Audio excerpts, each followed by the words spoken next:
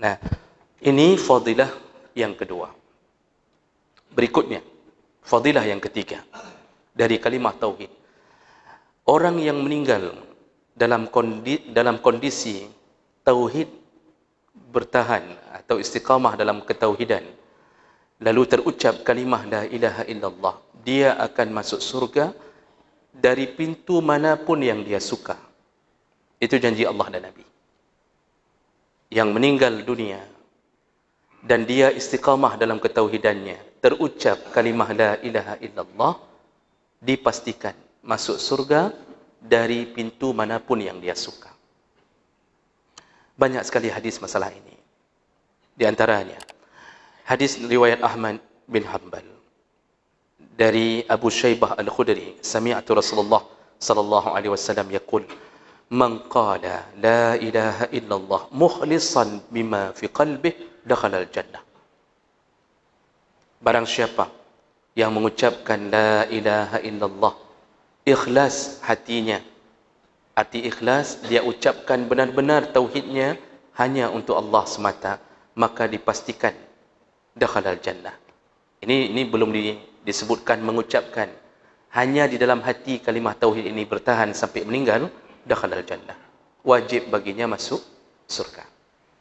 Dalam hadis dari Utsman radhiyallahu anhu, hadis riwayat Muslim, Rasulullah sallallahu alaihi wasallam berkata, man mata wa huwa ya'lamu annahu la ilaha illallah dakhala al-jannah.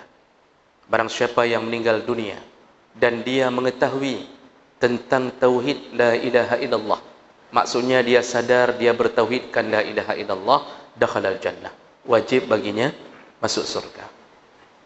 Dalam hadis dari Muaz bin Jabal radhiyallahu anhu qala Rasulullah sallallahu alaihi wasallam, man kana akhiru kalamihi la ilaha illallah dakhala al-jannah. Barang siapa yang ucapan terakhirnya sebelum meninggal adalah la ilaha illallah, masuk surga, wajib masuk surga. Jadi perlu diklarifikasi dulu bahawa maksud ucapan terakhir tidak mesti mengucapkan detik-detik sakaratul maut. Yang penting ketika sebelum datangnya sakaratul maut, ucapan terakhirnya adalah la ilaha illallah. Bisa jadi kita meninggal jam 4 subuh, dalam tidur kita, sebelum tidur terucap tidak kalimah la ilaha illallah. Kalau terucap, itulah kalimah terakhir. Jadi setelah terucap itu tidak ada lagi kalimah yang dikeluarkan dengan sengaja. Tapi kalau wewen, menggigau, kalau menggigau itu tidak dianggap ucapan yang menyelangi kalimah tadi, karena dikeluarkan dalam keadaan tidak sadar, tidak sengaja. Makanya salah satu sunnah, ucapkan la ilaha illallah atau syahadat sebelum tidur. Jadi enggak mesti pada kalimah terakhir terucap. Terakhir itu maksudnya sebelum sakaratul maut. Apa kalimah terakhir? Kita mau tabrakan kok di depan mobil, enggak ada jalan lain, pasti tabrak. Dalam keterkejutan kita terucap la ilaha illallah, tertabrak, lalu kita sakarat dan enggak sadar lagi, maka ucapan terakhir mulut adalah la ilaha illallah, walaupun meninggalnya di rumah sakit.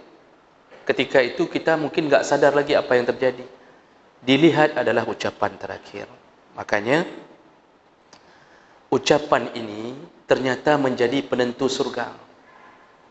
Kalimah ini menjadi penentu surga. Dan saking hebatnya kalimah ini, Rasulullah sallallahu alaihi wasallam pernah menjelaskan, mengabaikan maksiat, kalimah ini bisa mengalahkan maksiat. Masalah maksiat urusan hamba dengan Allah, tapi kalimah ini bisa membuat orang masuk surga walaupun ada maksiat. Saya bacakan hadis riwayat Bukhari Muslim. Walaupun hati kita merasa tidak nyaman. Mana mungkin orang ucap kalimah la ilaha illallah masuk surga sedangkan dia bermaksiat. Mari kita dengarkan hadis sahih riwayat Bukhari Muslim. Anna Abu Zar haddatsahu qala. Abu Zar pernah menceritakan, Ataitu Nabi sallallahu alaihi wasallam wa huwa naim. Aku pernah mendatangi Nabi sallallahu alaihi wasallam dan ketika aku datang pertama beliau tidur, alaihi saubun abyad, dan beliau memakai baju berwarna putih ketika tidur. Ini tentu pandangan dari Abu Zar. Lalu Abu Zar kerana melihat Nabi tidur, beliau pulang lagi. Ini di antara adab sahabat kepada Nabi dan adab umat Muhammad ketika mendatangi rumah orang. Kalau sudah salam 3 kali, Pak, datang jam 2 siang, orang sedang tidur, Assalamualaikum, nggak ada jawaban. Bisa jadi ada orang itu tahu jawab, ada orang salam, tapi dia jawab di balik bantal. Waalaikumsalam. Assalamualaikum. Waalaikumsalam. Di balik bantal, matanya sudah seliu. Seliu apa lagi bahasa Indonesianya? Sayup-sayup. Matanya sudah mau tidur, dia jawab Waalaikumsalam. Berdosakah orang yang punya rumah tidak buka pintu? Tidak. Kita yang menyambung salam keempat kalinya yang kurang sopan, tidak beradab. Karena Nabi dan Allah dalam ayat mengatakan 3 kali salam tidak disahut, pulanglah. Farji'u, kata Allah, pulanglah. Jangan ngintip-ngintip. Jangan naik ke atas lubang angin. Jangan buka jendela, gorden, lalu ucap, urang Tuhan di dalam. Jangan bilang-bilang, walaupun sandalnya di depan, walaupun sepatu di depan, motor di depan. Kita tahu orang itu ada di dalam. 3 kali salam, pulanglah. Kalau tidak disahut. Mungkin dia sedang istirahat. Ini adab. Kadang-kadang orang jamaah bagus, adab kurang bagus. Biasanya ahli jamaah yang tidak pernah mengaji. Salat jamaah, ada pengajian, pulang. Salat jamaah, ada pengajian, pulang. Enggak ikut pengajian. Ini biasanya kurang ilmunya. Abu Zar mencontohkan, ku datangi Nabi, dia sedang tidur, lalu aku pulang. Summa ataituhu, lalu aku datang lagi kali kedua. Fa iza huwa naimun summa ataituhu, dan kulihat dia masih tertidur. Aku pulang lagi. Summa ataituhu, lalu aku datang lagi kali ketiga. Wa qad istaiqadha, dan beliau sudah terbangun. Fajalastu ilaih, lalu aku izin dan masuk dan duduk di hadapannya. Faqala, lalu Rasulullah berkata kepada Abu Zar. Nah, ini sahabat mendatangi Nabi, kadang-kadang hanya ingin mendengar. Mereka ingin dengar nasihat Nabi. Karena mereka tahu ini beliau sedang berhadapan dengan utusan Allah. Itu kerinduan sahabat. Jadi Nabi itu menjadi salah satu acuan dalam segala hal. Kerinduan mereka melebihi daripada cinta mereka kepada isteri dan anak-anak mereka. Dalam pikiran mereka hanya Nabi. Allah Nabi, Allah Nabi. Karena Nabi pernah mengatakan tidak akan sempurna iman seseorang kecuali aku, ahabbu ilaihi, lebih dicintai aku, min walidihi, daripada orang tuanya, wa waladihi, dan daripada anaknya, wan nasi ajma'in, dan dari seluruh manusia.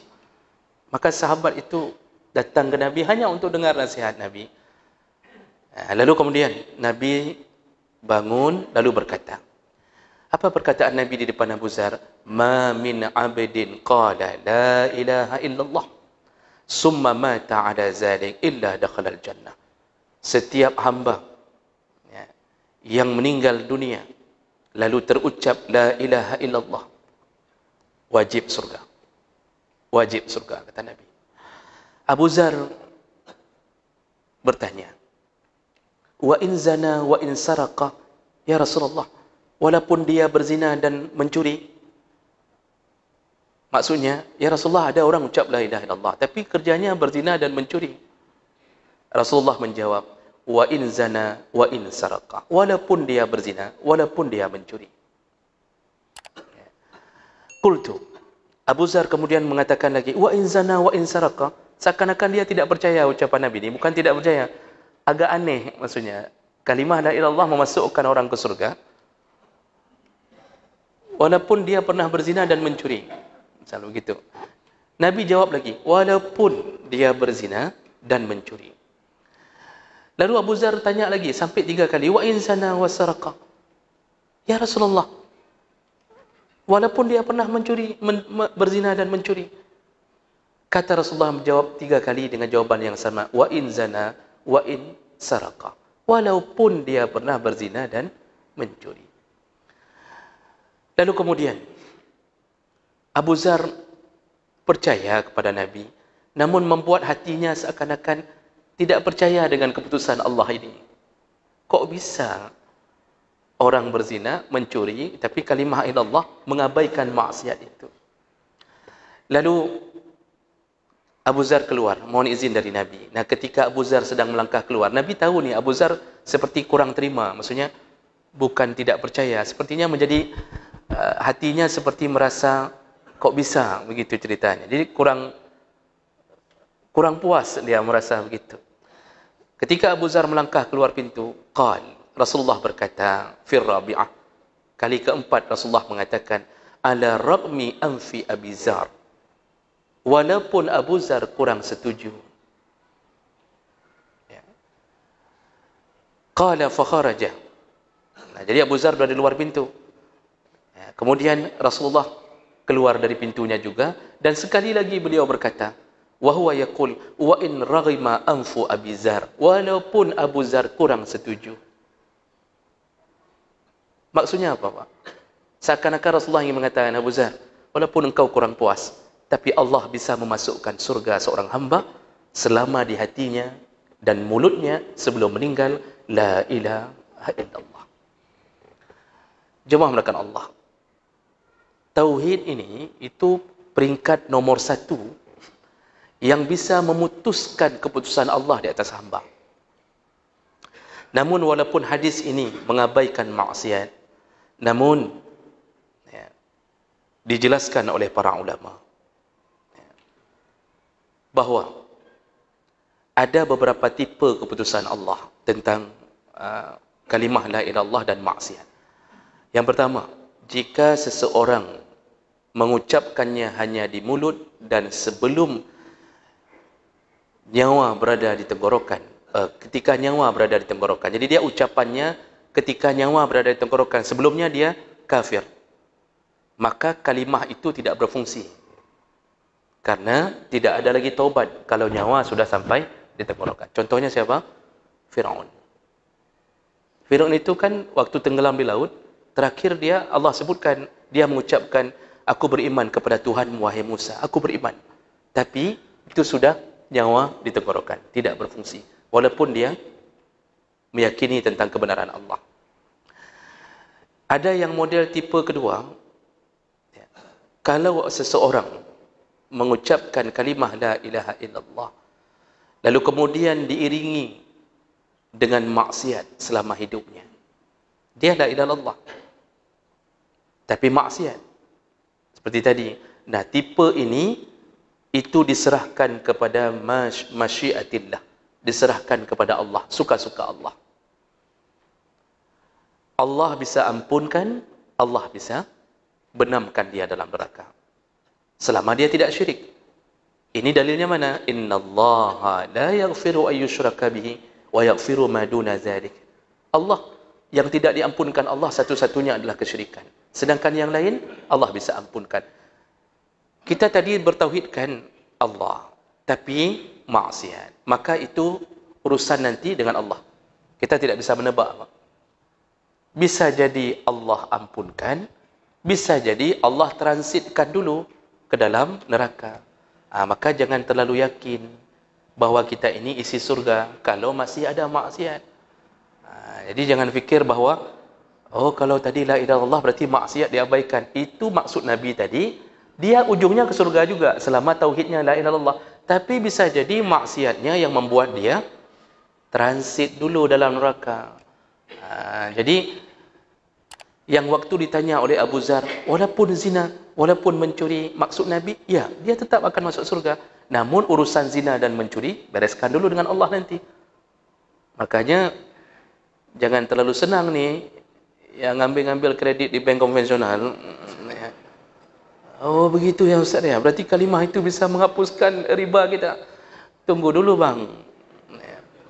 Itu urusan dengan Allah nanti. Kalau Allah mau ampunkan, Allah ampunkan. Kalau Allah tidak ampunkan, terserah Allah.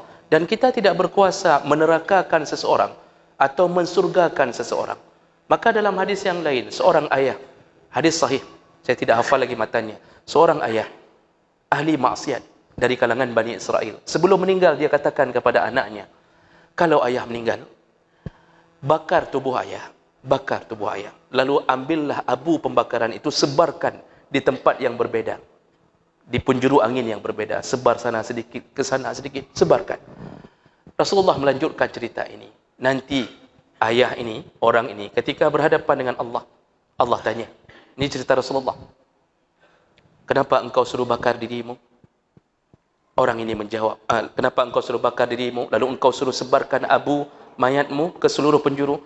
Orang ini mengatakan, ya Allah, kusuruh anakku membakar diriku, kusuruh sebarkan abu mayat, abu jenazah milikku, agar abu ini tidak lagi bersatu, agar tidak lagi menjadi jasad. Karena aku tahu kalau menjadi jasad, engkau akan menyiksaku, ya Allah. Aku tahu aku berhadapan denganmu. Aku berharap agar semua terpisah-pisah. Jadi ini rasa takutnya kepada Allah membuat dia berfikir dengan logikanya sendiri. Dia fikir kalau abu jasad itu sudah dibuang mana-mana, itu enggak mungkin disatukan lagi. Maka dia berharap jangan bersatu, karena banyak sekali maksiatku kepadamu, ya Allah. Aku takut berhadapan denganmu, ya Allah. Kata si ayah ini. Ketika Allah sudah tahu sebenarnya, hanya bertanya untuk memberi keterangan pada kita. Lalu Rasulullah melanjutkan, Allah berkata, karena rasa takutmu kepada aku, seluruh maksiatmu ku ampunkan. Masuklah ke surga aku. Lihat Bapak Ibu, hadis sahih. Silakan cek di Google. Sekarang andalanya Google saja, Pak. Silakan cek di Google tentang seorang ayah suruh bakar jasad dirinya sendiri. Masuklah surga hanya karena tauhidnya, dia masih yakin Allah itu ada. Makanya, ini kan cerita ini, itu cerita istisnai, cerita pengecualian. Sama cerita pelacur memberi minuman anjing. Itu cerita pengecualian. Satu-satu yang model begitu. Ini ada orang begitu dengar cerita pelacur kasih minum anjing masuk surga, lalu dia jadi pelacur cari anjing. Dia jadi pelacur cari anjing. Katanya ada dalil itu, Pak. Itu cerita satu-satu begitu. Kenapa ada begitu? Allah ingin mengatakan, surga milikku, neraka milikku. Suka-suka aku. Bukan suka-suka kalian. Suka-suka aku. Maka kita jangan sok-sokan menjadi Allah. Engkau neraka, aku surga, kamu ahli neraka. Bisa jadi Pak, orang yang kita tunjuk sebelum hayat datang, sebelum nyawa dicabut, malaikat maut datang, bisa jadi dia bertaubat. Kita yang sibuk menerakakan orang, bisa jadi kitalah penduduk neraka yang sebenarnya. Makanya berbeda-beda pemahaman itu biasa, tapi jangan coba-coba menerakakan orang. Karena kadang-kala kita sudah taubat, kesombongan kita melebihi taubat kita, Pak. Ini udah taubat nih, alhamdulillah pakaian sudah bagus. Ini kita sudah salat, dulu enggak salat, tapi kita berubah. Kita berubah menjadi orang sombong yang merasa diri ahli surga. Lalu kita tidak mau berteman lagi dengan teman-teman kita yang belum mengikuti jalur kita. Dia ucapkan salam, kita bilang bukan orang kita lagi itu. Ada pengajian, ada pengajian kadang-kadang. Pengajian di malam Rabu, itu bukan ustaz kita. Ustaz kita lain. Karena kadang-kadang ada yang model membagi-bagi ustaz. Ada ustaz sunnah, ustaz wajib, ustaz makruh, ustaz haram, macam-macam dibagi. Hati-hati jemaah melakukan Allah. Kita betul sudah taubat, tapi hati kita mungkin belum taubat.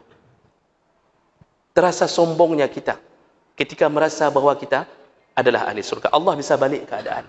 Allah bisa balik keadaan. Selama kalimah la ilaha illallah ada di hati, yang maksiat terserah Allah.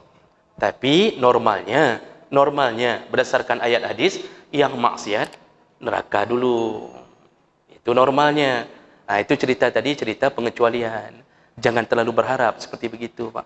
Jangan suruh bakar jasad bapa, ya. Lalu suruh terbangkan abunya ke mana-mana. Lalu nanti pura-pura di hadapan Allah rasa takut. Belum tentu. Ya. Baik. InsyaAllah kita sambung kembali di pertemuan berikutnya. Subhanakallahumma bihamdik. Asyhadu an la ilaha illa anta. Astaghfiruka wa atubu ilaih. Wassalamualaikum warahmatullahi wabarakatuh.